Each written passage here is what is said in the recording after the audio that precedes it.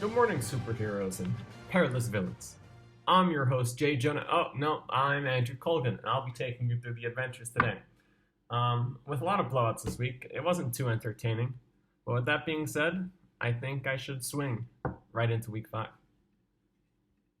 We start off in Queens, New York, where the Spider Lemonades and the Mysterios battled it out. Leonard Fournette Leeds looked more like a hobgoblin, putting up 36 points, and Green Goblin Ross St. Brown was on a pitch count and cost the squatter some much needed points. The Lemonades swung to victory, catching Mysterio in their web, 142-92.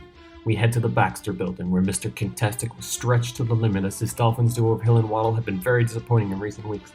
David and Njoku Storm reappeared after disappearing for a few weeks, and the Human Torch Gano was lighting up the uprights in London. But Coach Doom rides his surfboard, the silver one to be exact, to a 130-65 win. Next, we head to Krypton, where Super Spoon and Huang Chi was not even a competition. Super Spoon's Lois Lane's D could only muster 2 points, and Huang Chi tried to use his TB10 rings, but could not find the right Cooper Cup tonight, as Cup puts up 26 points to lead the Super Spoons to victory, 95-65. We head to the Xavier Institute as Professor Jax's Phoenix Chubb lit the matchup aflame, and Beast lookalike DK Metcalf hopped into the X-Jet for 18 more. But it all come down to Magneto Pittman Jr., who had a chance to take the lead, but faltered for only 11 points, as Professor Jax beats Wolver Steven 141-121.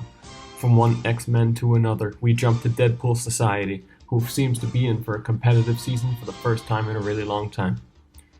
Thor Big Wang tried to battle it out, as Tyler Loki tried to work some magic, putting up 27 points, but they were too busy watching Jane Fosteron Pierce and Valkyrie Mondre Stevenson, who snuck out 40 points combined, as Deadpool Society was worthy, like the elevator, and swings Mjolnir for victory, 139-124.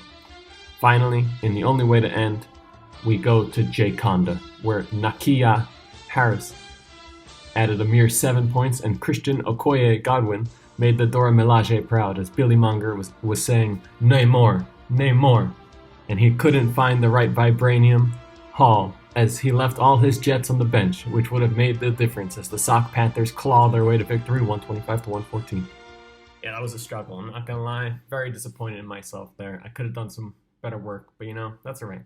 Well, unfortunately, the creator and the poet were both on vacation this week, as they took a test on Monday. So it'll just be me preparing you for next week. So it might be a little short. I apologize for that. So we'll move on to week 2's theme, which I'm not going to lie, I ran out of some at the end. I probably should have moved on, but it's all right. So we're going to roll with the Lord of the Rings matchups for week 2 of theme week 6 of the regular season. So to start off, we should head to the former Southlands, known as Mordor, as everyone's favorite Uncle Bilbo Baggins versus Frodo, who's Jake. I just seemed fitting. We go head to Gimli, which is Steph, of course. That one's not really, I don't really think you can debate that one. And Legolas Huang will be Little Huang, Little Huang.